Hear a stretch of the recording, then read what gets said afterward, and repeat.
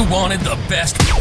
You've got the best podcast. The hottest podcast in the world. The Chris Voss Show, the preeminent podcast with guests so smart you may experience serious brain bleed. The CEOs, authors, thought leaders, visionaries, and motivators. Get ready. Strap yourself in. Keep your hands, arms, and legs inside the vehicle at all times, because you're about to go on a monster education roller coaster with your brain. Now, here's your host, Chris Voss. Hi, folks. Voss here from the ChrisVossShow.com. Ladies and gentlemen, that makes it official when the Iron Lady sings it. As always, the Chris Voss Show is a family that loves you but doesn't judge you, at least not as harshly as the rest of your family. But we don't loan you money, so stop asking. Please stop the emails, for the love of God.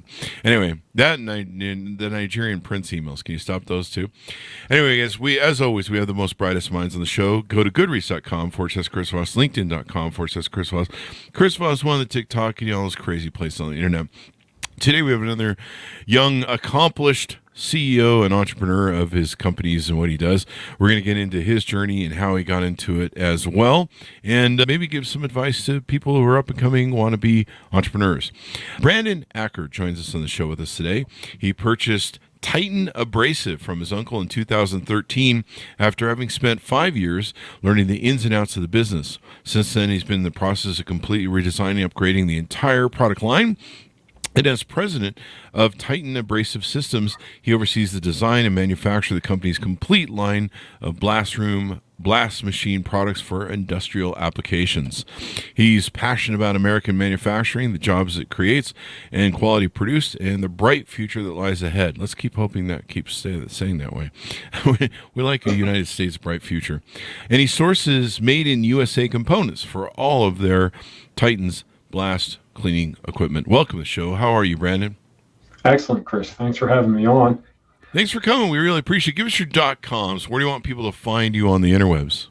We're easy. We're just TitanAbrasive.com. And abrasive singular, no S on the end. Nice. So give us a 30,000 overview of what you guys do there. So we're a manufacturer, OEM manufacturer of abrasive air blast equipment, commonly referred to as sandblasting equipment. So we make big, blast cabinets that have gloves. You put your hands on to blast parts, big blast rooms that you can drive a dump truck or a tractor trailer into, dust collection systems, all that good stuff. And so does that blast the paint off of trucks and stuff, or is the dust, or? Yeah, it's a combination. Sometimes it's new. It's actually new steel a lot of times that's just being prepared to be coated.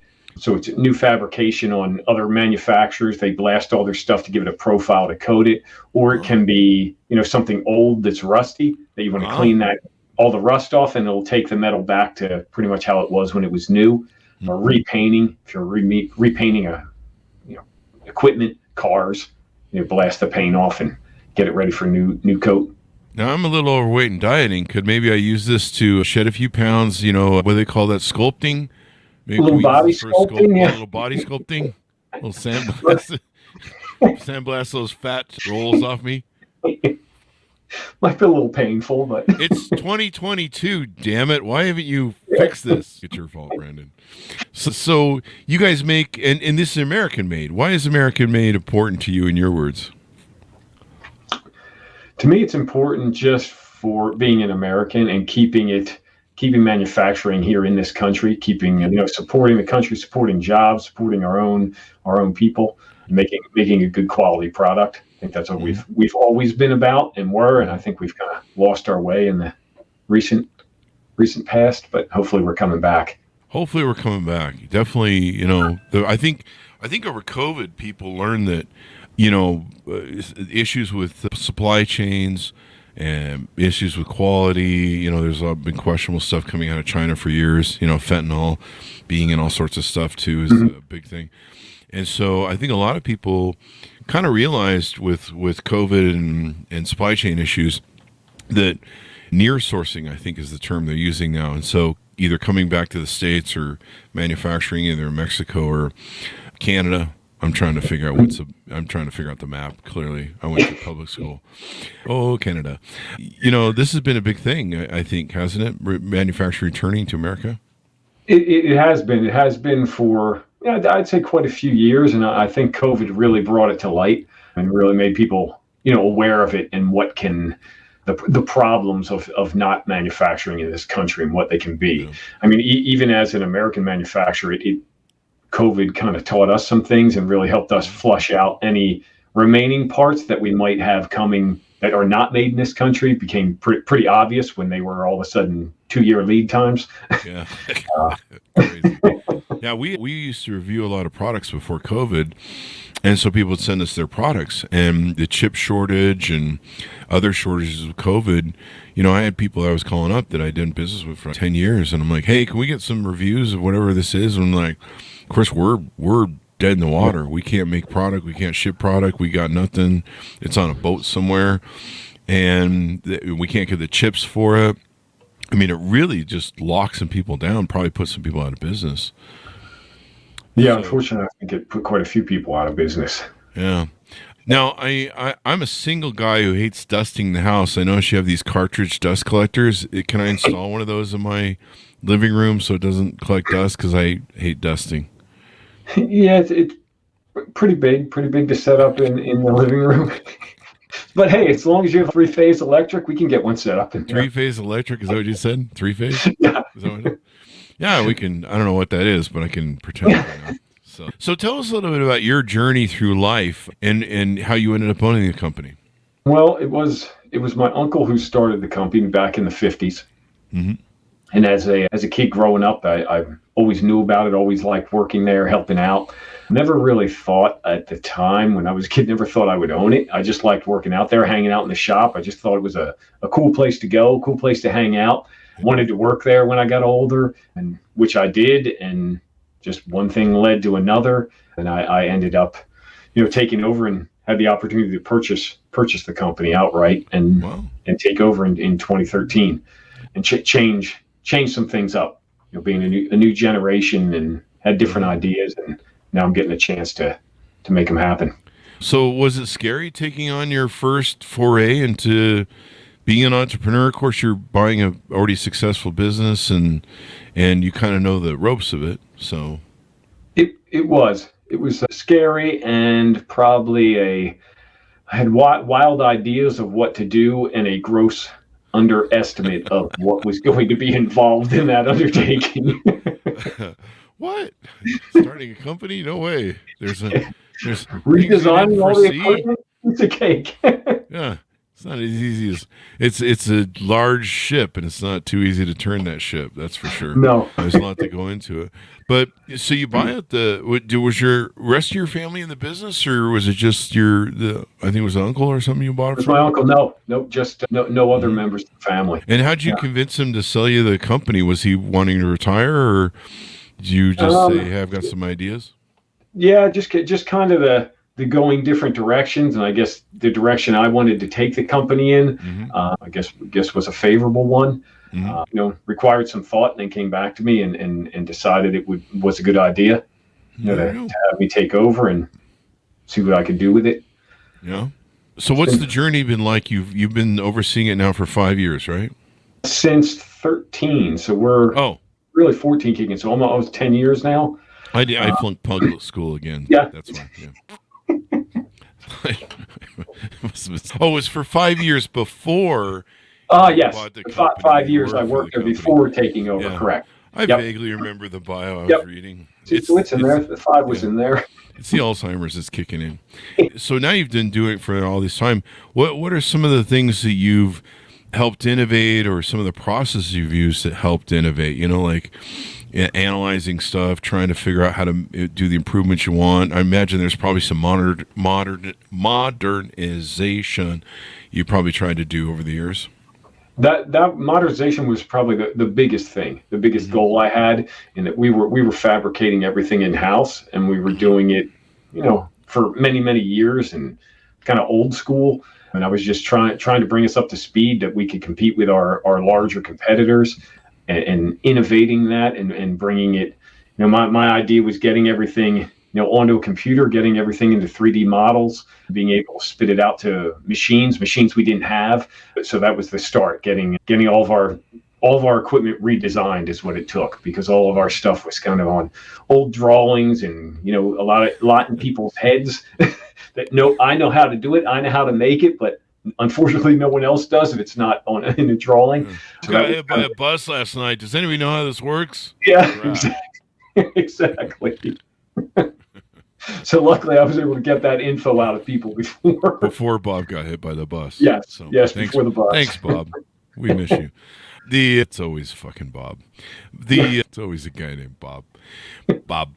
So you probably had to do a lot of updating. Do you guys have lasers yet? That's a new thing. You have any lasers? We have being a smaller manufacturer, it's virtually impossible to get that kind of equipment because of the cost of it if it's not running constantly. A structural laser, which we need to use for tube, round items, to anything that's not flat, they're a couple $1 million.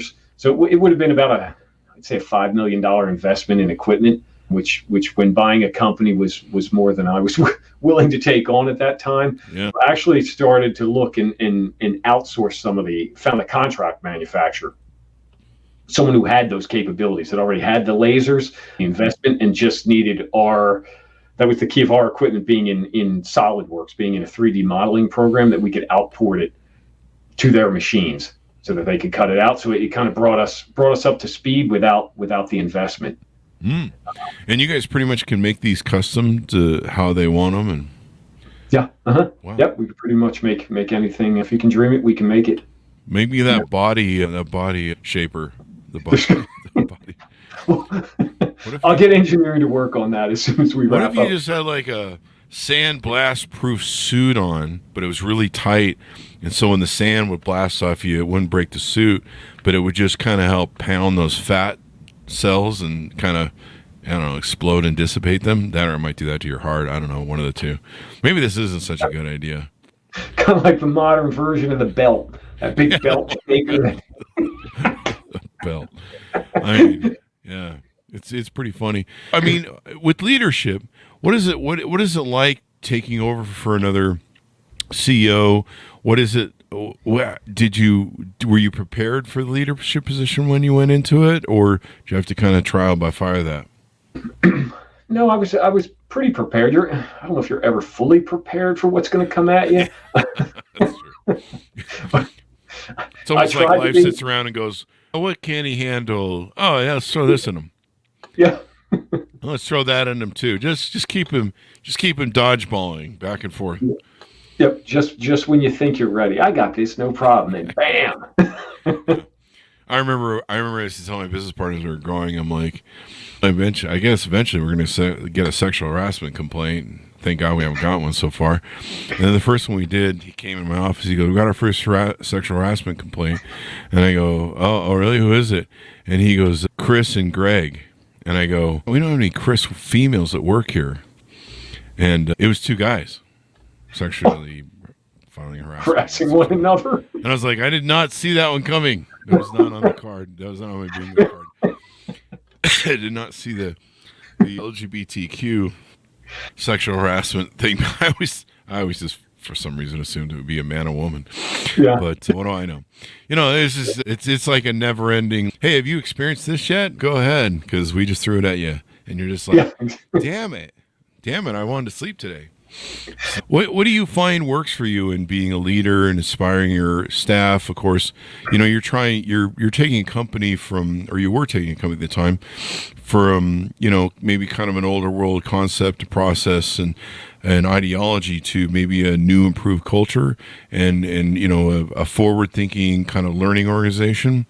Was there any of that you struggled with or went through? Yeah, I mean, I had a different approach probably than what everyone was used to. Mm-hmm. It's just my approach was more trying to keep everyone involved, everyone on the same page with what we were doing, what my plans were, what my goals were, and make sure everyone had some involvement in that, and everyone was included to say, hey, this is the path I'd like to take, and make sure everyone was on board with that, and make sure they knew they had a place and a role in the company's future. Yeah. And how this is where we're going to go, and how we need everyone to get there. Yeah. Having an organization that makes feel like people feel like they've had the buy-in, they want to do it, as opposed to, the normal gun to your head, do your job or else. Yes. And that's how we do things around the Chris Voss Show, by the way. And it doesn't work well, but boy, people sure get their work done. But the feds keep calling. I don't know what that's about. Don't hold a gun to people's head, folks. That's a joke. Yeah, the amazing stuff you have to make clear on the show. So, who are your big customers that you guys usually serve? Not by name, but like by industry. And I'm thinking of people listening to this on LinkedIn that are in some of these industries. Hear this? We do a lot with the military. Military is a big one. Aerospace. Mm-hmm. Aerospace is becoming very big now. Some nuclear stuff and a lot of other manufacturers, OEM manufacturers of equipment. Mold guys that do like vacuum molding. Yep, they're using it to clean the molds. For mold. I was thinking black mold. Yeah, not although there is mold remediation that sandblasting can be used for. Yep. You can actually spray baking soda. Oh, really? So it will be like a soda blaster. So you're actually spraying soda blasting. It's good for used in like fire damage. Take smoke and fire damage off, deodorizes it. Also good for mold remediation. Yeah, kind of interesting. I'm gonna put some if it will. There's a soda joke in there somewhere. You said something. It'll blast soda. I'm gonna put some Pepsi in it. I don't know. That's a dumb joke. But most of them are on the show anyway. The blast room. No, I'm just laughing at how stupid that joke is. Blast rooms, blast cabinets, blast machines. There's a lot of blasting going on here. A lot of blasting. Yeah, you guys ever thought about just making hug rooms instead of blast rooms? Instead of blast. Put them on blast is how they talk in the troll chat. It's funny on the blasting thing too. We used to get a lot of we have the search engine optimization, people contacting us for equipment, what they type in, and people were typing in blast room. And they kept coming to us, and it was all these marijuana guys, which is, I'm like, why are all these marijuana guys wanting blast rooms? I'm like, what are they blasting in there? And finally one call, I'm like, okay, what are you guys blasting in there that you need a blast room? They were looking for a room that was like an explosion-proof room, not a blast room. Apparently when they do whatever they do to extract whatever they're extracting out of marijuana, I think they use alcohol to do it. Something is flammable and volatile. So they wanted something to contain that if it exploded. So they did not want a sandblasting room, but that's kind of funny on that play on the blast room, what people think a blast room is. And I live in Nevada and take edibles. I didn't know they were blasting my edibles somehow. They're blasting. That's what they're getting out, like all the CBD, whatever they're extracting from the marijuana to put in the edible. Somehow that process. I believe they've changed it now because we don't get much of that anymore. That explains why my edibles taste like sand. little gritty. It's a little gritty, but it gives you that. It gives you that fiber. The sand fiber, someone looked that up. Yeah, I might want to get, if it will control explosions, I might want to get one for my girlfriend to put her in there when she's in her feels. And maybe I can just kind of contain, are you calm, honey? I don't think this is going to work for me at all. I think there's laws against this, really. But it made for a good joke. Media reclaim systems. What is a reclaim system? A reclaim system is used to reclaim the media. So basically, the key is that's where it got away from the term sandblasting. Sandblasting was an old term because people used it. They used to use sand, and that's how it started. Where here in way back early 1900s, a guy Benjamin Tillman is the one who invented sandblasting and saw it happen in the desert by sand hitting an object and eroding it, and came up with the invention of sandblasting.